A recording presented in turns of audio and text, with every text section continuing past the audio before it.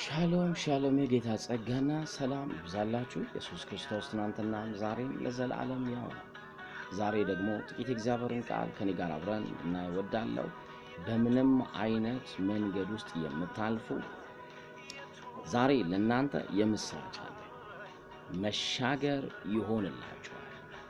በነገሮቻችሁ መካከል መቅረት አይሆንባችሁ። ይሄንን ስላችሁ መጽሐፍ ቅዱስ በሉቃስ ወንጌል ምዕራፍ 8 ቁጥር 22 ላይ ኢየሱስ ከሚናገረው ሐሳብ እነሳና አንዳንድ ነገሮች እንድናይወዳለን።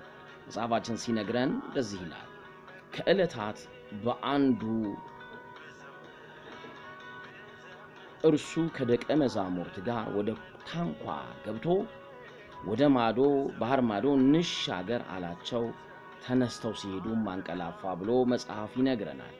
ኢየሱስ ወደ ማዶ እንሻገር የሚለው ሐሳብ ከእርሱ የመጣ እምነት ደግሞ ከነሱ ልብ የሚጠበቅ ነው። ሁልጊዜ እግዚአብሔር እንሻገር ሲል ለተሻለ ነገር ነው፣ ለከበረ ነገር ነው። እቺም በዚህ መሃል አንድ እንድንረሳው የማልፈልገው ነገር ኢየሱስ አንድ ጊዜ ሲናገር በዮሐንስ ወንጌል ምዕራፍ 5 ቁጥር 24 ላይ እንደዚህ ብሎ ያወራል። እስቲ ሄደን እንዲህ ይላል 5:24 ላይ እንደዚህ ያለ ኢየሱስ እውነት እውነት እላችኋለሁ ቃሌን የሚሰማ የላከኝንም የሚያምን የዘላለም ሕይወት አለው፣ ከሞት ወደ ሕይወት ተሻገረ እንጂ ወደ ፍርድ አይመጣም ይላል። የሚገርም ነገር ነው። አንድ ሰው ኢየሱስ ክርስቶስን የግል አዳኝ አድርጎ ሲቀበል በመንፈስ በመወለድ ከጨለማ ግዛት ወደ እግዚአብሔር መንግሥት ይፈልሳል ማለት ነው። ስልጣናችሁ ያለው ልጅነታችሁ ውስጥ ነው። ስለዚህ ትልቁ ሽግግር ኢየሱስ ክርስቶስን በማመን ከሞት ወደ ሕይወት የሚደረግ የዘላለም ሕይወት ወይም የእግዚአብሔር አይነት ሕይወት የመካፈል በር ነው ማለት ነው። ግን ዛሬ ወደ ሐሳቤ ስመለስ ወደ አነሳነው ክፍል እንሂድና አንዳንድ ነገሮችን እንመልከት። ኢየሱስ ክርስቶስ ትናንትና ዛሬም ለዘላለም ያው ነው። ዛሬም መሻገር ይሆንላቸዋል እና ምን ኢየሱስ እንሻገር ሲላቸው በመንገድ ይሄዱ እያለ መሃል ላይ ግን መጽሐፍ ሲነግረን አውሎ ንፋስ መጥቶ ይላል። አውሎ ንፋስ በባህር ላይ ወረደ፣ ውሃው ታንኳይቱን ይሞላ ነበርና ይጨነቁ ነበረ። ቀርበውም አቤቱ ጠፋን እያሉ አስነሱት።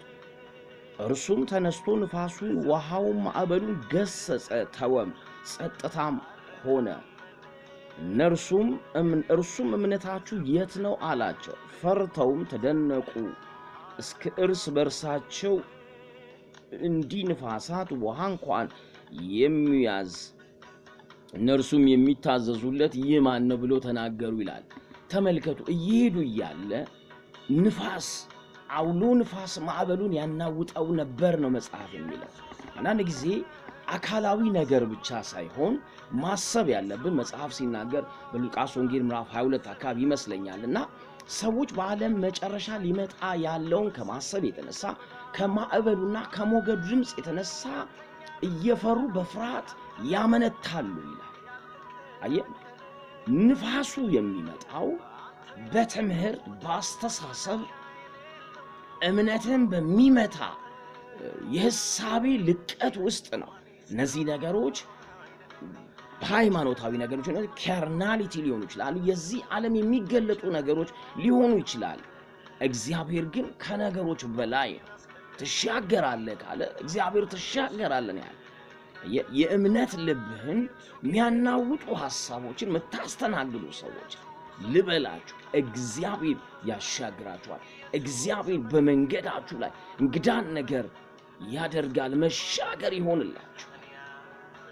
ኢየሱስ ከተሻገሩ በኋላ በዛው ሉቃስ ወንጌል ምዕራፍ 8 ቁጥር 26 ላይ የሚነግረን ሐሳብ አንድ ሰው ነበር ይላል። ተመልከቱ፣ ተአምራትን ለማየት ነው እንሻገር ያላቸው እንጂ መሃል ላይ እንዲጠፉ አይደለም።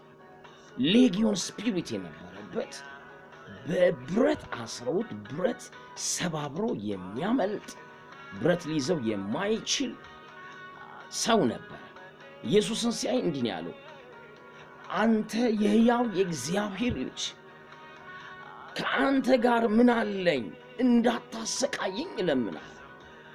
እንዲህ መናፍስት እንኳን ሲለዩት ኢየሱስ እንዳታሰቃይ እንግዲህ ብረት የሚሰባበር ሰው ኢየሱስ ነፃ አወጣ። ኢየሱስ ፈታ።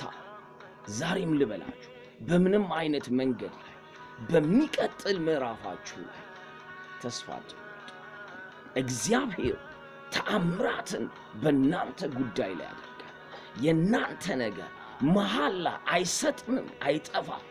በጌታ በኢየሱስ ስም in every dimension እናንተ በጀመራችሁት ጉዳይ መለኮት ጣልቃ ይገባል። ኢየሱስ ተነስቶ እንዲህ አለ፣ እምነታችሁ የታለ? ማዕበሉ ያናወጠው ንፋስ አልፎ ነፍስ ዓለማቸውን ነው ያናወጠው፣ ፌዛቸውን ነው የመታው። ልበላችሁ እግዚአብሔር በእናንተ ሕይወት በጀመረው ነገር ሰነፍ ያስቆማችሁ፣ የክፎች ቃል ያስቆማችሁ።